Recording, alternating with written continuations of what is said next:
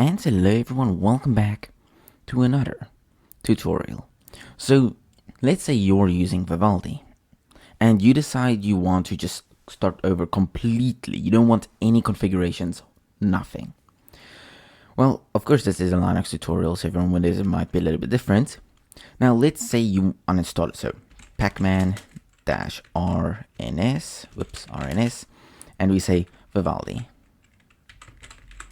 So try to remove it until literally everything.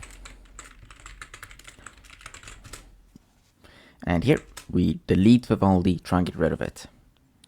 And let's just resize this a bit so everyone can see. Okay, so it's removed. Let's actually just close the application. Yeah.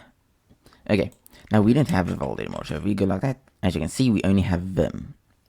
So let's install Vivaldi again. And you saw how the configurations were. There wasn't a side panel, and yeah, that's about all there was. And there was a bookmarks bar, all of that, which usually, if it comes installed by default, it is there, so the side panel is there and the bookmarks bar is not.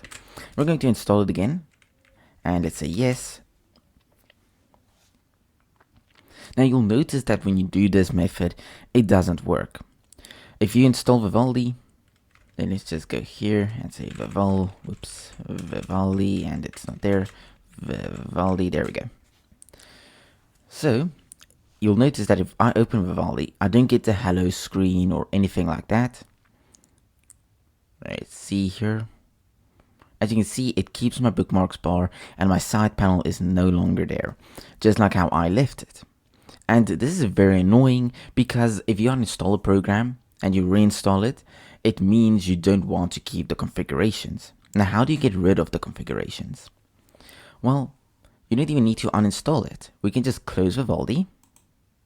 So, okay. And here, you can go to cd into .config. It's inside of your home directory. And let's just clear the screen as well.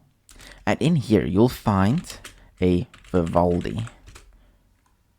I actually wanted it to... Oh yeah, this is inside of Vivaldi, my bad.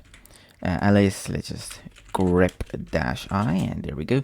As you can see, there's a Vivaldi folder inside of this directory. So, we can just say trash Vivaldi. Take note, once you do this, your config for Vivaldi will be gone. Of course, if you don't have trash installed, you can just say rm-r, and that should also delete it perfectly fine. I'm going to say trash because if I want to restore it, then I can.